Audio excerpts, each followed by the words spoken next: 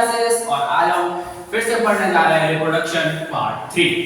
तो अब हमें पढ़ना है फर्टिलाइजेशन। जो हमने मेल और फीमेल गैमेट्स थे उनके बारे में पढ़ लिया, मेल फीमेल रिप्रोडक्टिव ऑर्गन के बारे में पढ़ लिया और रिप्रोडक्शन होता क्या है ये भी पढ़ लिया। अब पढ़ना है हमें फर्टिलाइजेशन। तो चलिए शुरू करते हैं और देखते हैं फर्टिलाइजेशन होता क्या है। तो जो हमारा फर्टिलाइजेशन है, when sperm comes in the contact with an egg, जो स्पर्म है वो आता है कांटेक्ट में एग के। जब स्पर्म एक एग के कांटेक्ट में आता है, one of the sperm will fuse with egg, तो उसमें से कोई एक स्पर्म फ्यूज करता है एग के साथ। Such fusion of the egg and the sperm is called fertilization। तो उस फ्यूजन को जो एग और स्पर्म जो कर रहे हैं फ्यूजन, उस फ्यूजन को हम लोग जानते हैं एक नाम से और एक प्रोसेस है जिसका नाम है फर्टिलाइजेशन। फर्टिलाइजेशन कुछ है नहीं, बस ये है कि जब एक स्पर्म एग के कांटेक्ट में आता है, यानी जब स्पर्म एग के कांटेक्ट में आता है और उसमें से कोई एक स्पर्म फ्यूज करता है एग या ओवा के साथ, फीमेल्स के एग या ओवा के साथ एक स्पर्म फ्यूज करता है, तो उसी फ्यूजन के प्रोसेस को कहते हैं फर्टिलाइजेशन।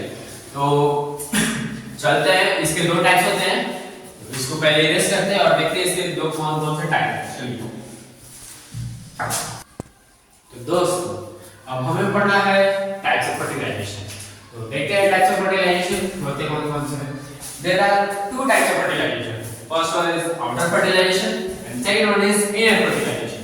तो अभी outer fertilization में होता क्या है कि यहाँ पे एक एग्जांपल है फ्रॉग का लेके चलते हैं। आउटर फर्टिलाइजेशन में होता है ये है कि जो फीमेल फ्रॉग है वो आती है बाहर पानी के और एक पत्ते पे, मान लीजिए पत्ता है, इस पे अपना एग ऐसा लेकर के चली जाती है। यहाँ पे फीमेल जो फ्रॉग है एग अपना निकाल के चली जाती है, ठीक है। तो उसके बाद जो मेल फ्रॉग आता है यहाँ पे, मान लीजिए मेल फ्रॉग है और इस जो पत्ते पे ये अपना एग निकाली है, इस पे ये मेल फ्रॉग अपना स्पर्म को वो करता है, स्प्रे करता है। तो ये मेल फ्रॉग अपना स्पर्म इस पे स्प्रे करता है, यानी इस पे डालता है, छिड़कता है इस पे, ठीक।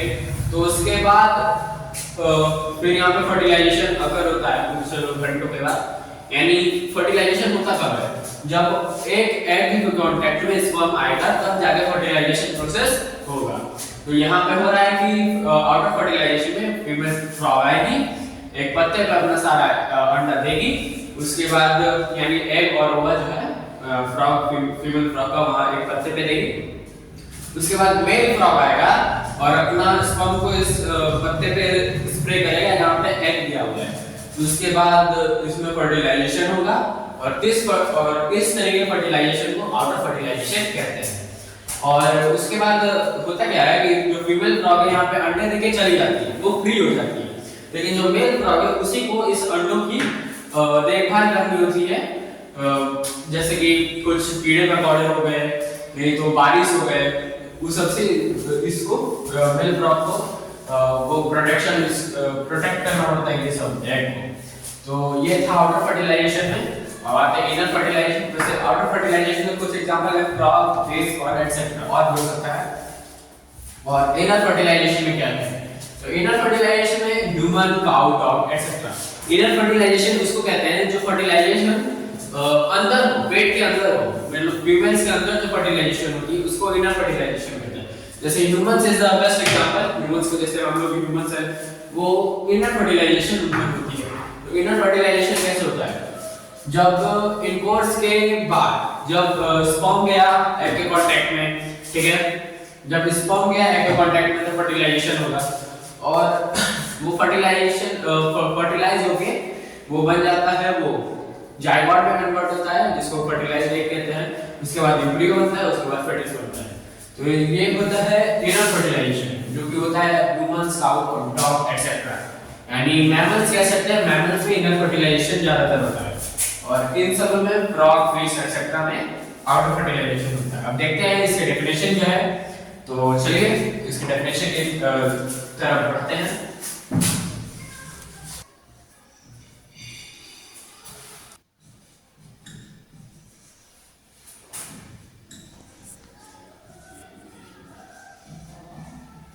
दोस्तों अब हम देख लेते हैं आउटर फर्टिलाइजेशन और इनर फर्टिलाइजेशन की definitions.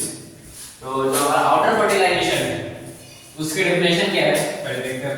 When fertilization process doesn't take place inside the female body, जो फर्टिलाइजेशन प्रोसेस है वो फीमेल बॉडी के अंदर नहीं होता है, फीमेल बॉडी के अंदर नहीं होता है fertilization process female body and occurs outside somewhere else, और जो फर्टिलाइजेशन है फीमेल बॉडी के अंदर ना होके कहीं और होता है आउटसाइड यानी बाहर में कहीं और होता है, तो उस तरीके के फर्टिलाइजेशन को हम बोलते हैं ये आउटर फर्टिलाइजेशन। तो इसको समझते हैं जैसे कि जो फीमेल बॉडी के अंदर फर्टिलाइजेशन नहीं हो रहा है, तो where fertilization process doesn't take place in female body, जब जो प्रोसेस है फर्टिलाइजेशन का वो फीमेल बॉडी के अंदर नहीं हो रहा है, कहीं बाहर हो रहा है, कहीं दूसरी जगह बाहर हो रहा है, अंदर फीमेल बॉडी के नहीं हो रहा है, बाहर हो रहा है, तो उस तरीके की फर्टिलाइजेशन को हम आउटर फर्टिलाइजेशन कहते हैं। जैसे इसके एग्जांपल मैंने लिखा था यहाँ पे, एग्जांपल फिर से लिख देते हैं, फ्रॉग, फिश, etc। ठीक, ये हो सकते हैं जैसे एग्जांपल आउटर फर्टिलाइजेशन के, जिनमें होता है फ्रॉग में होता है, फिश में होता है, और जो और एनिमल्स हैं इनकी तरह उनमें होता है। अब देखते हैं इनर फर्टिलाइजेशन। इनर फर्टिलाइजेशन की डेफिनेशन कुछ यूं है, when fertilization process takes place inside the female body then it is a type of inner fertilization। जो फर्टिलाइजेशन प्रोसेस है, जब फर्टिलाइजेशन प्रोसेस फीमेल बॉडी के इनसाइड यानी अंदर हो, जैसे ह्यूमंस में अंदर होता है, फीमेल बॉडी के अंदर होता है फर्टिलाइजेशन, वैसे जब फर्टिलाइजेशन प्रोसेस फीमेल बॉडी के अंदर हो तो उस तरीके के फर्टिलाइजेशन को हम इनर फर्टिलाइजेशन कहते हैं। तो इसके एग्जांपल लिख लेते हैं, ध्यान दीजिए, ह्यूमंस, काउ, डॉग, देखिए सिंपली इनर फर्टिलाइजेशन को ऐसा हम समझ सकते हैं, जितने मैमल्स हैं, जितने भी मैमल्स हैं, कुछ को अगर कुछ को नहीं, हमको तो लगता है मेरे हिसाब से जितने मैमल्स हैं उन सब में इनर फर्टिलाइजेशन होता है। तो हमने आउटर फर्टिलाइजेशन देखा, तो आउटर फर्टिलाइजेशन ये है कि जो फर्टिलाइजेशन प्रोसेस है वो फीमेल बॉडी के अंदर नहीं होता है, कहीं और बाहर साइड कहीं और बाहर में होता है, उसको आउटर फर्टिलाइजेशन कहते हैं। और इसके कुछ एग्जांपल हो सकते हैं फ्रॉग, फिश एटसेट्रा। और जो इनर फर्टिलाइजेशन है उसमें हमने देखा है कि when fertilization process takes place in female body, जो फर्टिलाइजेशन प्रोसेस है जब फीमेल बॉडी के अंदर होता है तो उस प्रोसेस को हम कहते हैं इनर फर्टिलाइजेशन। और इसके कुछ एग्जांपल है human beings, cow, dog etcetera. तो बढ़ते हैं इसके आगे जो टॉपिक है, इसके आगे अब हमें पढ़ना है जाइगोट कैसे बनता है, एम्ब्रियो कैसे बनता है, उसके बाद जो फेटस है वो कैसे बनता है। तो देखते हैं उसकी तरफ, पहले इसकी रेस करते हैं। दोस्तों अब हमें पढ़ना है जाइगोट के बारे में। अब देखते हैं जाइगोट होता क्या है।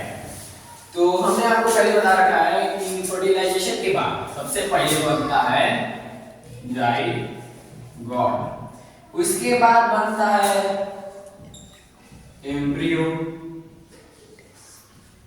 उसके बाद बनता है फेटस, ठीक, और फेटस के बाद न्यू बॉर्न बेबी डिलीवर हो जाता है, ठीक। तो हमें पढ़ना है इसको तीन से चार पार्ट में।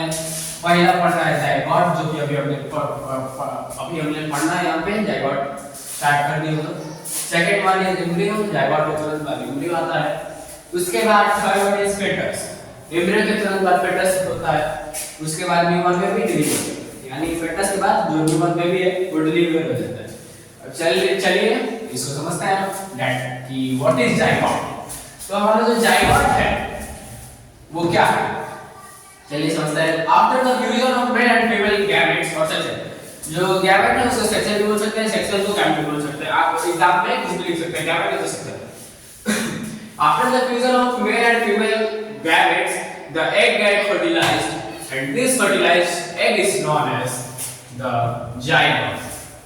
जो इसमें बस ये लिखा है कि फर्टिलाइजेशन के बाद यानी मेल और फीमेल गैमेट्स के फर्टिलाइजेशन के बाद जो फर्टिलाइज्ड एग निकलता है, यानी फर्टिलाइजेशन के बाद मान लीजिए ये स्पर्म है और ये एग है, तो इसमें हेड में हमने पढ़ रखा है न्यूक्लियस होता है और यहाँ पे भी एक न्यूक्लियस होता है एग में, ठीक। ये स्पर्म है और ये एग है, क्योंकि हम जानते हैं स्पर्म और एग दोनों सिंगल सेल होते हैं, तो इसके हेड में होता है न्यूक्लियस और यहाँ पे इसमें भी न्यूक्लियस होता है। तो फर्टिलाइजेशन में बेसिकली होता क्या है, इसका न्यूक्लियस और इसका न्यूक्लियस यानी एग और स्पर्म का न्यूक्लियस फ्यूज करते हैं, यानी दोनों का जो न्यूक्लियस है, यानी ऐसे समझिए ये जो न्यूक्लियस 1 है और ये न्यूक्लियस 2, यानी ये स्पर्म का न्यूक्लियस ले लीजिए और ये ले लीजिए एग का न्यूक्लियस, ठीक। ये दोनों का न्यूक्लियस जो है वो होता है फ्यूज, ऐसा और ऐसा, ये इस स्टेप में जाता है, ये फ्यूजन होता है। उसके बाद ये दोनों न्यूक्लियाई जो है, न्यूक्लियाई हमने आपको बता रखा है जो प्लूरल फॉर्म होता है न्यूक्लियस का, ये जो दोनों न्यूक्लियाई है ये ऐसे सिंगल न्यूक्लियस को क्रिएट करते हैं और इसी न्यूक्लियस को हम लोग कहते हैं इसी प्रोसेस को कहते हैं फर्टिलाइजेशन। तो हमने फर्टिलाइजेशन पढ़ रखा है, अब यहाँ पे लिखा आपने the fusion of male and female gametes, the egg get fertilized and this fertilized egg is known as zygote. तो इसमें बेसिकली है क्या, फर्टिलाइजेशन यानी आपने मतलब मेल और फीमेल गैमेट के फ्यूजन के बाद जो फर्टिलाइज्ड एग निकलता है, यहाँ पे ये जो न्यूक्लियस है ये फर्टिलाइज्ड है और ये एग बन गया, ठीक है, मतलब ये एग बन गया। तो हमने यहाँ पे देखा है जो एग है यानी जो प्रॉपर एग निकल गया फर्टिलाइजेशन के बाद, वो the fusion of male and female gametes after the fusion, जो मेल और फीमेल गैमेट्स के फ्यूजन के बाद जो हमारा फर्टिलाइज्ड एग निकल रहा है उसे हम जाइगोट के नाम से जानते हैं।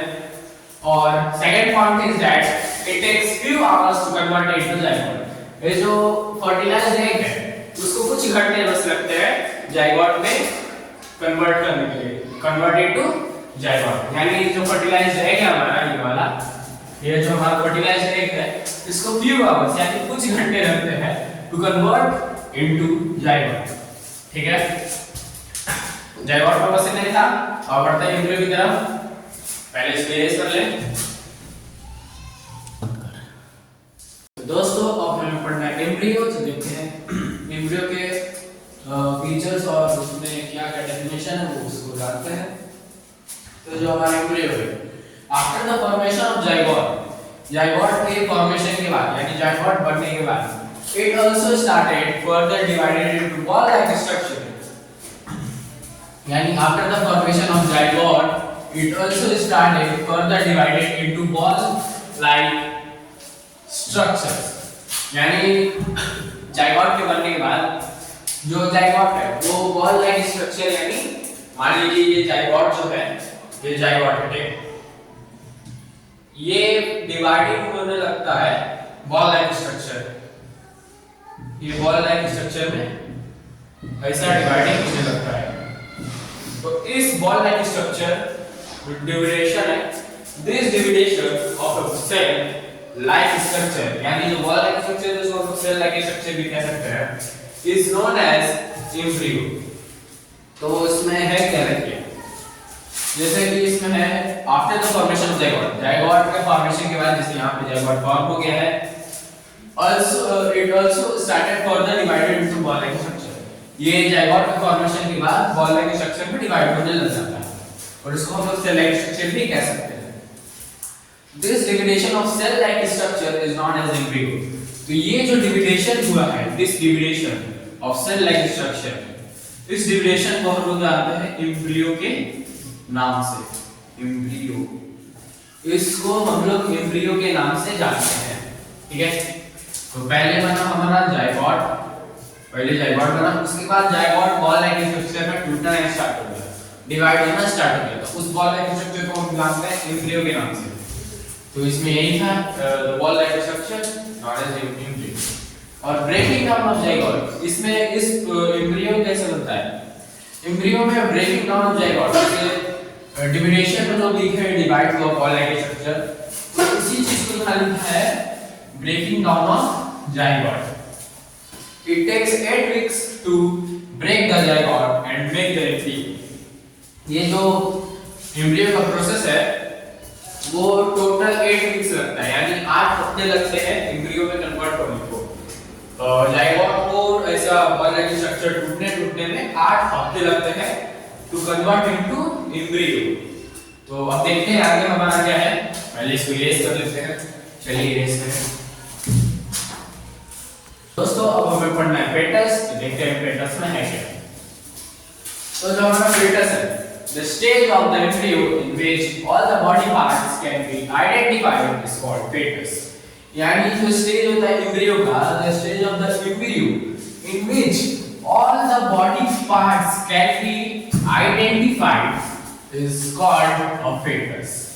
तो एम्ब्रियो का वो स्टेज जिसमें हर एक बॉडी पार्ट उस इन्फेंट और उस बच्चे के और जितने बॉडी पार्ट है, all the body parts can be identified, पता लग जाते हैं। जैसे हमारे पास माउथ है, ईयर है, नोज है, टंग है और हैंड्स है, लेग्स है, ये सब जो बॉडी पार्ट्स है उस बच्चे के फेटस में पता लग जाता है, यानी बनना स्टार्ट हो जाता है फेटस में। तो the stage of the embryo in which all the body parts can be identified is called the fetus। यानी एम्ब्रियो का वो स्टेज जिसमें बच्चे के हर एक बॉडी पार्ट्स आइडेंटिफाई होना स्टार्ट हो जाता है, उसे हम फेटस के नाम से जानते हैं। तो देखते हैं इसका सेकंड पॉइंट जो है, इट टेक्स 30 वीक्स और 7 months to develop organ in uterus. ये जो फेटस है, ये फेटस प्रोसेस, इसमें 30 हफ्ते लगते हैं। 30 हफ्ते को हम 7 मंथ भी बोल सकते हैं। इसमें 30 हफ्ते लगते हैं बेबी के ऑर्गन डेवलपमेंट में। 30 हफ्ते लगते हैं बेबी के ऑर्गन डेवलपमेंट में। यानी पहले यहाँ पे समझते देखिए, जैसे ये था हमारा जाइगोट, ठीक, ये हमारा जाइगोट था। ये फर्दर डिविडेशन हुआ तो ये ऐसा छोटा छोटा एम्ब्रियो में कन्वर्ट हो गया, ठीक।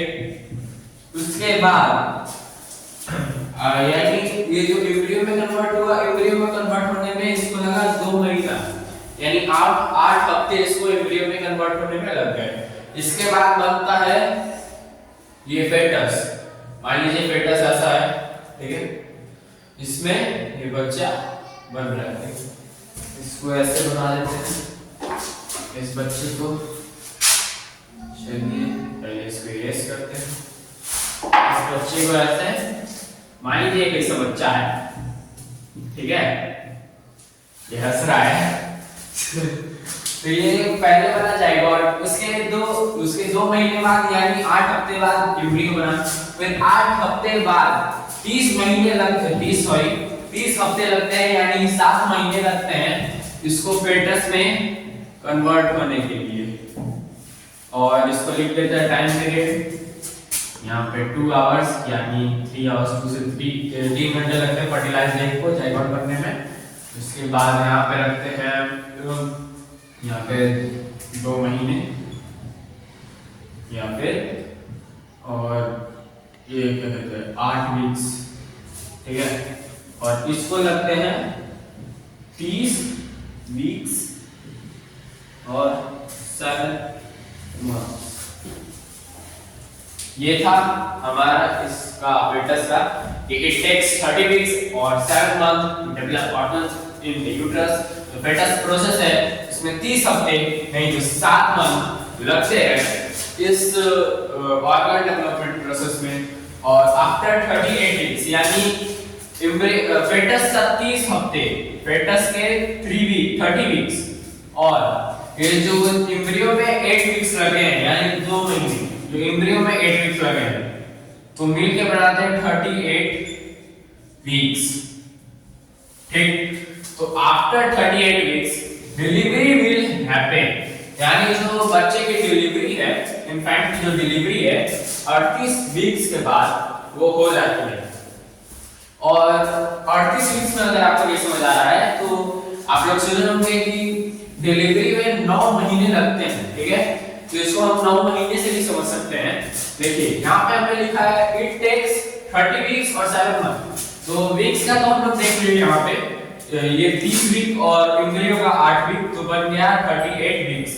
इसको अगर हम लोग महीने में कन्वर्ट करेंगे तो 9 महीने हो जाएंगे। यहाँ से 7 मंथ लीजिए आप, ठीक, यहाँ से 7 मंथ लिए, और एम्ब्रियो का पता है 8 वीक्स और 2 मंथ, यानी 8 वीक्स भी कह सकते हैं और 2 महीने भी कहते हैं, यानी 8 वीक को 2 महीने भी कह सकते हैं, 2 महीने को 8 वीक भी कह सकते हैं। तो यहाँ का दो एम्ब्रियो का 2 मंथ और फेटस का 7 मंथ, तो 2 + 7 = 9, तो 9 मंथ्स, ठीक है। यहाँ पे प्लस नहीं, यहाँ पे इज इक्वल्स टू, यानी 30 और 8 वीक के बाद 38 वीक, जिसको हम 9 महीने भी कह सकते हैं। तो फेटस में यही था, इसमें ऑर्गन डेवलपमेंट प्रोसेस स्टार्ट हो जाता है, और इसमें बेबी के जितने भी ऑर्गन है वो आइडेंटिफाई होना स्टार्ट हो जाते हैं, इसको हम लोग फेटस कहते हैं। और ये 30 हफ्ता लेता है, और 30 हफ्ता को हम लोग 7 मंथ भी बोल सकते हैं, जो भी आप बोलना चाहे बोल सकते हैं। ये 30 हफ्ते लेते हैं ऑर्गन डेवलपमेंट प्रोसेस को करने में, और after 38 weeks delivery will happen, यानी 38 हफ्ते के बाद जो बच्चे का डिलीवरी है वो हो जाता है। अब बढ़ते हैं अपने आगे, जो हमारा ओविपोरस है और ओविपोरस है, तो देखते हैं इसमें होता क्या है। चलिए पहले इसको इरेज कर लें। तो दोस्तों अब हमें पढ़ना है 2 तरीके के एनिमल, लेकिन रिप्रोडक्शन में। तो 2 तरीके के जो एनिमल है वो है viviparous animals and second one is oviparous animals. तो देखते हैं विविपोरस एनिमल्स होते क्या हैं। तो animals which delivers directly matured baby, animals which delivers directly the matured baby just like that, known as viviporous animals। तो इसमें लिखा ये है, जो एनिमल्स होते हैं वो डिलीवर्स करते हैं डायरेक्टली मैच्योर्ड बेबी, यानी जो डायरेक्टली मैच्योर्ड बेबी, जैसे ह्यूमंस जो है डायरेक्टली मैच्योर्ड बेबी डिलीवर होता है, यानी इनमें अंडा वगैरह जो होता है, एग वगैरह वो नहीं बनता है, यानी एग वगैरह बनता तो है फर्टिलाइजेशन के द्वारा, लेकिन एग वगैरह निकलता नहीं है बाहर। जो ह्यूमंस में एग निकलता है नहीं, काऊ में एग निकलता नहीं है, डॉग में नहीं निकलता है, गोट में नहीं निकलता है। एग के बाद वो बच्चा टूट एग तोड़ता है, फिर बाहर तो आता नहीं है, ऐसा तो नहीं होता है। इसको हम लोग विविपोरस एनिमल्स के नाम से जानते हैं। Animals which delivers directly the matured baby just like them, known as viviporous animals। जो एनिमल्स जो डायरेक्टली मैच्योर बेबी को जन्म देते हैं उनको हम विविपोरस एनिमल्स के नाम से जानते हैं। तो for example human, cow, dog, goat etcetera, ये कुछ एग्जांपल हैं विविपोरस एनिमल्स के। आप चाहे तो इसको राइट कर सकते हैं, नोट कर सकते हैं अपनी कॉपी पे। और सबसे इंपॉर्टेंट बात, आप अपने साथ एक कॉपी और पेन लेके चलिएगा, क्योंकि ये सब जो आपको मैं लिखवा रहा हूँ वो अंदर से लिखवा रहा हूँ, यानी खुद से पॉइंट वाइज आपको छाट कर लिखवा रहा हूँ, क्योंकि ये सब बहुत इंपॉर्टेंट पॉइंट है जो आप एग्जाम में पूछे जा सकते हैं। तो इसको आप लिख लीजिए, बाद में याद करते रहिएगा जो भी है। तो अब देखते हैं ओविपोरस एनिमल्स। ओविपोरस एनिमल्स बोलते हैं एनिमल्स हु फर्स्ट ले द एग्स, यानी दो एनिमल्स हु फर्स्ट ले द एग्स, जैसे हैन को देख लीजिए, हैन चिकन्स जो मुर्गी है वो पहले एग देती है, उसके बाद उसमें से चूजा निकलता है, ठीक। तो वो हो सकता है the animals who first lay the eggs and after then some periods of time, यानी कुछ टाइम पीरियड, यानी टाइम के बाद, कुछ समय के बाद जब वो एक मैच्योर हो जाता है, when it turns to mature, the matured new organism comes out from the egg, known as oviporous animals। तो इसमें ये लिखा है oviporous animals में animals who first lay the eggs, यानी वैसे एनिमल जो पहले अंडे देते हैं, उसके बाद कुछ समय के बाद some time periods, उसके कुछ समय के बाद जो एग है वो मैच्योर हो जाता है। तो मैच्योर एग में से जो मैच्योर बेबी निकलता है, यानी मैच्योर न्यू ऑर्गेनिज्म निकलता है, उसको हम उस एग में से जो मैच्योर बेबी निकलता है उस टाइप के एनिमल्स को जो अंडे देते हैं उन्हें हम ओविपोरस कहते हैं। यानी सिंपल वे में ऐसे समझिए, जो विविपोरस है यानी जितने मैमल्स जो डायरेक्टली यंग पैदा करते हैं, अंडे वगैरह नहीं देते, उनको हम ओविपोरस में कह सकते हैं, काउंट आउट कर सकते हैं। लेकिन जो विविपोरस में उनको काउंट कर सकते हैं। ओविपोरस में जो अंडे देते हैं, ओविपोरस सिंपली समझिए, देखिए ओविपोरस में पहले इसका एग्जांपल आपको दे देते हैं। ओविपोरस में आता है birds, snakes, lizards, hares, plant, इंसान, बहुत सारे। तो अब देखिए ओविपोरस में होते कौन-कौन से हैं। ओविपोरस देखिए उसको ऐसे आप समझ सकते हैं कि ओविपोरस उसको कहते हैं जो अंडे देते हैं। ओविपोरस उस एनिमल्स को कहते हैं जो अंडे देते हैं। उसके बाद अंडों में से जो बच्चा है उसका, वो अंडे तोड़ के बाहर आता है, तो उस ऑर्गेनिज्म को हम ओविपोरस कहते हैं जो अंडे देते हैं। और इनमें जो विविपोरस होता है उनमें डायरेक्टली न्यूबॉर्न में भी निकल जाता है, अंडा कुछ नहीं होता उसमें, अंडा फोड़ना नहीं पड़ता है। जैसे हम हुए, आप हुए, जितने भी ह्यूमन बीइंग हैं उनको अंडा फोड़ के बाहर नहीं निकलना पड़ता है। जैसे hen लोग अपना अंडा फोड़ती है, जैसे hen का जो बच्चा है, मुर्गी का बच्चा, वो तो अंडा फोड़ के बाहर निकलता है। तो हम लोग को तो ऐसा नहीं करना पड़ता है, हम लोग को डॉक्टर लिखा देते बाहर, हम लोग को अंडा वगैरह नहीं फोड़ना पड़ता है। तो इसमें बस इतना ही था। जैसे एग्जांपल ये है ह्यूमन, काउ, डॉग एटसेट्रा। और ये इसमें ओविपोरस में बर्ड्स में लिजर्ड हैं, प्लांट हो गई। तो बढ़ते हैं अपने नेक्स्ट टॉपिक जिसका नाम है, मुझे आपको बता रहे हैं। तो फिर अब तो हमको टेस्ट पे भी पढ़ना है, यानी इंदिरा आईवीएफ नहीं, आईवीएफ प्रोसेस, इंदिरा आईवीएफ है। और लेकिन उससे पहले आपको हम कुछ बताना चाहते हैं, पहले इसको इरेज करेंगे, आपको फिर बताते हैं। चलिए तो अब हमें पढ़ना है, ये एक प्रोसेस है जो कि जितना भी अभी हमने पढ़े हैं, ये सेक्सुअल रिप्रोडक्शन होता कहां से है, मतलब होता क्या है, फर्स्ट से लास्ट तक, ये फिर से पढ़ना है। यानी इसमें देखना है रीका तरीके का, आप देख सकते हैं, ये हम सोचना है, ये आपको बुक में देखने को नहीं मिलेगा, तो आपके लिए थोड़ा दिमाग लगाया अपनी, और अपने लिए भी समझने के लिए। चलिए समझते हैं इसमें है क्या। ये जो चीज है, ये पहले हम लोग पढ़े थे फर्टिलाइजेशन, ठीक। तो ये फर्टिलाइज एग, ठीक है, ये जो चीज है हमारा, इसको फर्टिलाइज एग, वहां पे लिखे हुए हैं फर्टिलाइज एग। फर्टिलाइज एग के बाद क्या बनता है, जाइगोट बनता है, हमें याद था। तो जाइगोट को बनने में कुछ घंटे लगते हैं, उसमें हमने आपको पढ़ा रखा है कि जाइगोट को फॉर्म होने में फ्यू आवर्स लगते हैं। तो यहाँ पे लिखा है फ्यू आवर्स, यानी फर्टिलाइज एग से बनेगा जाइगोट कुछ घंटों में, फिर जाइगोट से कन्वर्ट हुआ एम्ब्रियो, जो कि अभी हमने आपको पढ़ाया है एम्ब्रियो में होता क्या है, ब्रेकिंग डाउन ऑफ जाइगोट। हम आपको ये पढ़ा भी चुके हैं कि एम्ब्रियो में क्या होता है, कि लिखा है इसमें ब्रेकिंग डाउन ऑफ जाइगोट। जो एम्ब्रियो होता है उसमें जाइगोट का ब्रेकिंग डाउन होता है। It in 8 weeks the breaking down of zygote will happen, यानी 8 वीक्स में ब्रेकिंग डाउन ऑफ जाइगोट हो जाता है। फिर लिखा है आफ्टर 8 वीक्स, वहां पे देखिए यहाँ पे after 8 weeks developing organ time, यानी फेटस। जबकि हमने पढ़ रखा है फर्टिलाइज्ड एग के बाद जाइगोट के बाद एम्ब्रियो के बाद फेटस, ऐसा हमने पढ़ रखा है। तो वही लिखे हैं यहाँ पे फेटस, जो कि हम लोग बोल सकते हैं डेवलपिंग ऑर्गन टाइम। इसको डेवलपिंग ऑफ ऑर्गन टाइम भी हम लोग बोल सकते हैं, ऑर्गन डेवलपिंग प्रोसेस होता है। It takes 30 weeks to develop organ in uterus, यानी फेटस होता है 30 हफ्ते लेता है यूट्रस में बेबी को और बेबी का ऑर्गन डेवलप करने के लिए। After 38 weeks development will delivery will happen, यानी 38 वीक, यानी 9 महीने भी इसको बोल सकते हैं। 9 महीने के बाद जो डिलीवरी होता है इन्फेंट का, वो हो जाता है।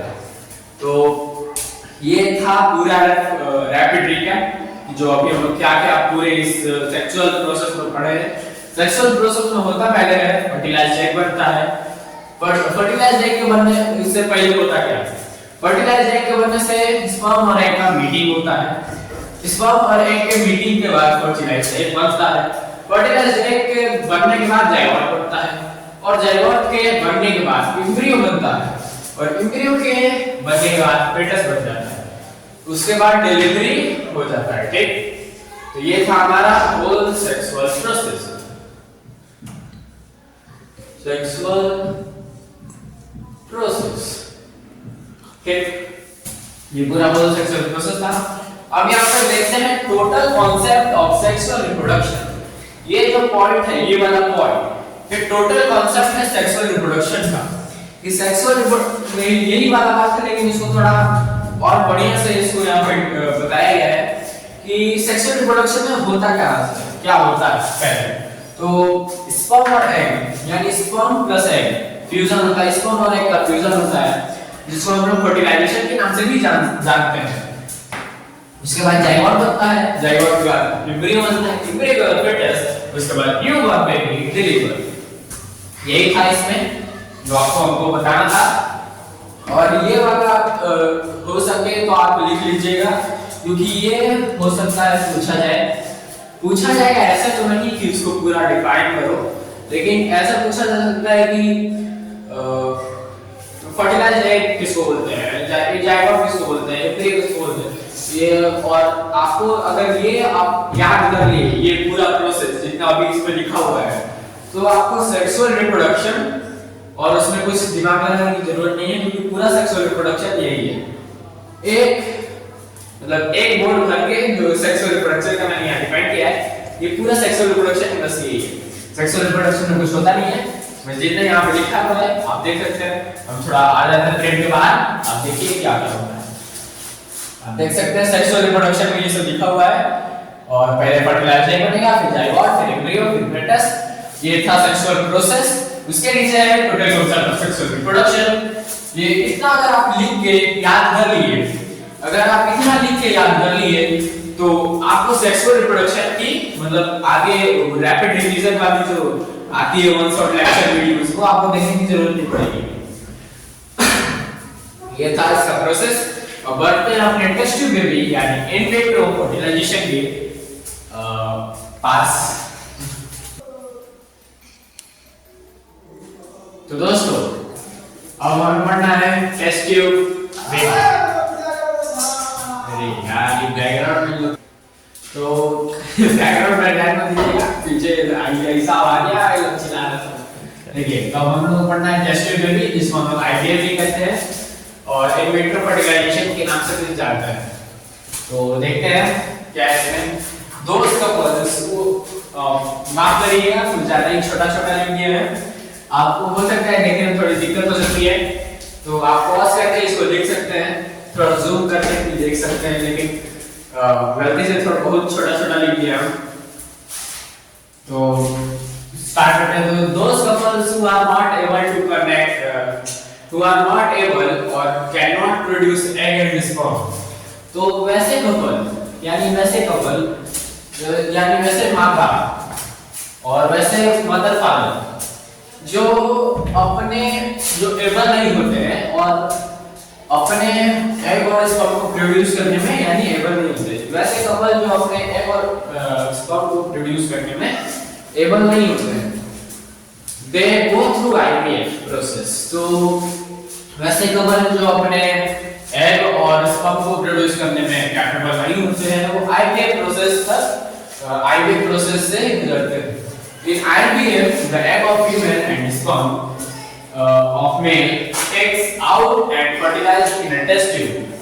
जो IVF में होता क्या है कि जो मेल और फीमेल का जो एग और स्पर्म है उसको निकाल के एक टेस्ट ट्यूब में फर्टिलाइजेशन के लिए कराया जाता है, यानी किसी मशीन से जो कपल कंसीव नहीं कर पाते हैं, जो कपल एग और स्पर्म प्रोड्यूस नहीं कर पाते हैं, किसी मशीन के द्वारा जो डॉक्टर है वो फीमेल और मेल के एग और स्पर्म को निकाल के एक टेस्ट ट्यूब में फर्टिलाइज करवाते हैं, which is performed in a lab, जो कि एक लैब में परफॉर्म किया जाता है। After fertilization, the fertilized egg takes out and transformed into the female uterus। उसके बाद जो सिंपल बात है, अगर एग और स्पर्म एक जगह रहेगा, यानी एग और स्पर्म का मीटिंग होगा यानी फ्यूजन होगा, फर्टिलाइजेशन ऑब्वियसली बातें होगा। तो इसमें क्या किया जाता है, जो कपल कंसीव नहीं कर पाते हैं उनके एग और स्पर्म को निकाल के एक टेस्ट ट्यूब में रखा जाता है और कुछ घंटे बाद उसमें जायगोट का फॉर्मेशन हो जाता है, यानी fusion of male and female gamete यानी फर्टिलाइजेशन हो जाता है। तो उसके बाद वो जो प्रोसेस है उसको एक लैब में किया जाता है। After fertilization the fertilized egg takes out. तो फर्टिलाइजेशन के बाद उस एग के फर्टिलाइजेशन के बाद जो टेस्ट ट्यूब में एग और स्पर्म का डाला गया था, एग और स्पर्म, उसमें से जो फर्टिलाइजर है उसको निकाला जाता है और transferred into the female uterus, और फीमेल के यूट्रस में ट्रांसफर कर दिया जाता है, ठीक है, and transferred into the female uterus. तो यहाँ पे उसका डायग्राम बना हुआ है जैसा कि आप देख सकते हैं। तो होता क्या है, जो मान लीजिए कपल कंसीव कैसे नहीं कर पाते, ये भी सोचते हैं। जो फैलोपियन ट्यूब होता है फीमेल्स का, उसमें कुछ ब्लॉकेज टाइप का हो जाता है, इसलिए जो एग है वो बाहर तक नहीं आ पाता, यानी फैलोपियन ट्यूब के बाहर नहीं आ पाता। और फैलोपियन ट्यूब के बाहर आएगा ही नहीं तो स्पर्म फर्टिलाइज उसको कैसे ही करेगा। और बेस में होता क्या है, कभी जो स्पर्म है वो बढ़िया से नहीं बनता है, यानी थोड़ा क्वालिटी स्पर्म का बेकार रहता है, इसलिए वो स्पर्म में कुछ दिक्कत आ सकता है। जब quality of sperm is lose या क्वालिटी ऑफ स्पर्म बेकार होगा तो बढ़िया से कंसीव नहीं हो पाता है।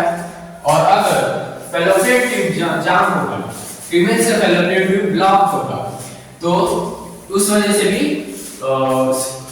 स्पर्म उसको फर्टिलाइज नहीं कर पाता, इसलिए उनको आईवीएफ की जरूरत पड़ती है। और मान लीजिए किसी मेल का स्पर्म निकल ही नहीं रहा है, कंसीव के दौरान किसी मेल का, इंटरकोर्स के दौरान किसी मेल का स्पर्म निकल ही नहीं रहा है, लेकिन फीमेल का एग निकल रहा है, तो उस केस में आईवीएफ में किया जाता है। जो आईवीएफ के जो लैब है उसमें स्पर्म रखा हुआ रहता है, यानी किसी और का स्पर्म उस लेडी के एग में ट्रांसफर करके, यानी उसका फीमेल का एग निकाला जाएगा और किसी और का जो स्पर्म होगा वो लेके फिर यही वाला प्रोसेस होगा। उसके बाद जायगोट बनेगा, जायगोट बनने के बाद ट्रांसफर कर दिया जाएगा फीमेल यूट्रस में, ऐसा होता है। और समझते हैं वो होता कैसे है, तो देखिए यहाँ पे डायग्राम बना है। पहले फीमेल का एग निकाला गया, उसके बाद मेल का स्पर्म निकाला गया in a lab, in a test tube. फिर उसको एक लैब में, मान लीजिए ये टेस्ट ट्यूब है, तो इसमें इस टेस्ट ट्यूब में, ये मान लीजिए एक टेस्ट ट्यूब है, तो इसमें ये ऐसा रख दिया गया, ठीक है। मान लीजिए ये एग है और ये स्पर्म है, तो in lab in test tube ऐसा रख दिया गया है। ये एक टेस्ट ट्यूब है, टेस्ट ट्यूब, पहले एग और स्पर्म को निकाला गया in lab in test tube, यानी टेस्ट ट्यूब में दोनों को प्लेस कर दिया गया।